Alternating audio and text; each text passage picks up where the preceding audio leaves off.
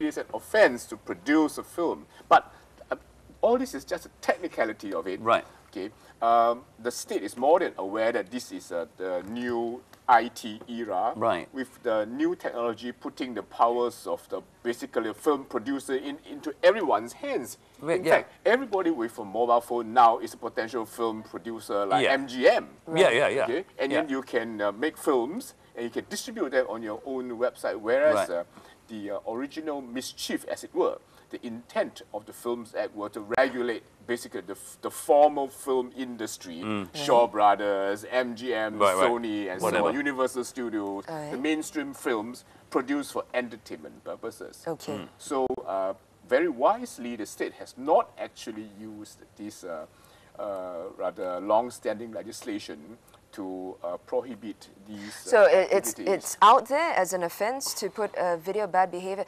This applies, of course, technically it applies to good behavior as well, as long as it's a film. It's as long as it's a film. It's a recording. It's a law that's not enforced.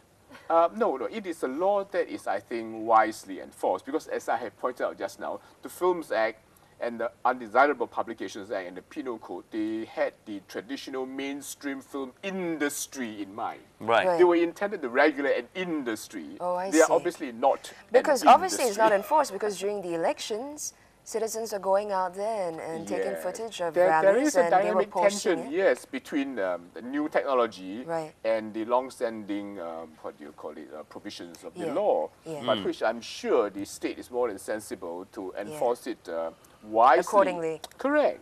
Right. The teacher may have a cane, but that doesn't mean that the teacher indiscriminately cane every pupil in the class. That would be insane and illogical, but the teacher has a cane.